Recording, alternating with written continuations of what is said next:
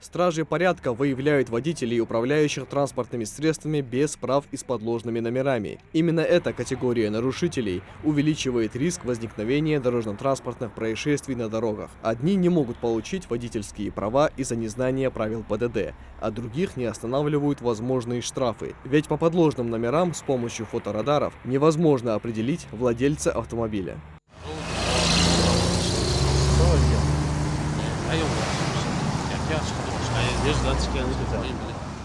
У этого автолюбителя с собой прав не оказалось. Говорит, забыл дома. Сотрудник полиции пробивает по базе, чтобы убедиться. Водительское удостоверение на самом деле есть. Документ выдан. А значит, за езду без прав водителю просто выпишут штраф 500 рублей. Не прошло и 5 минут, как о рейде сотрудников полиции узнают практически все автолюбители. Информацию быстро распространили среди своих подписчиков в интернет-группе «Антирейд». Можно предположить, нарушителей на сегодня больше не будет.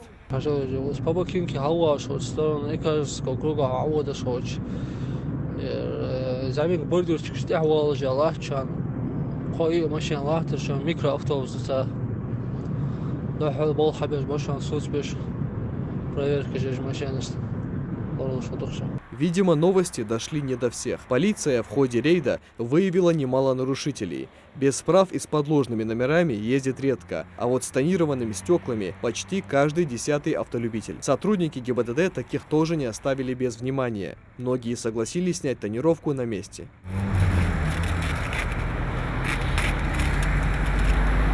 За время рейда водителей без прав и с подложными номерами так и не выявили, но эти нарушения сотрудники полиции фиксируют каждый день. О чем говорит статистика? За прошлый год выписано 1200 протоколов за отсутствие регистрационного знака, отсутствие водительского удостоверения – более 5000 актов. К сожалению, среди нашего населения очень часто есть такой показатель не очень правильности в управлении транспортного средства – это езда без права управления.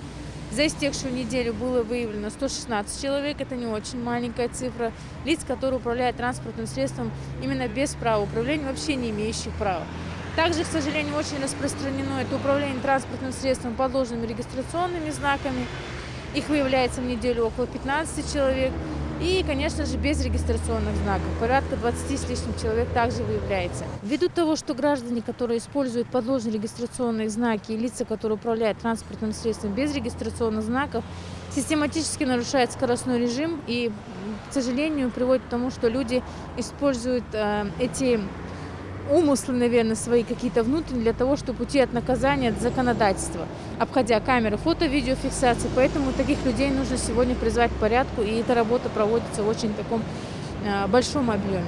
Без водительских прав и номерных знаков в Ингушетии в основном разъезжает молодежь, устраивает лихачество на дорогах, не думая об опасности. К слову, здесь неподалеку, буквально накануне, лоб в лоб столкнулись Лада Приора и пассажирский автобус. Водитель легковушки выехал навстречку. 3 человека находятся в реанимации. Микаил Тангиев, Адам Гулоев, Сулейман Костоев, Магаз 24.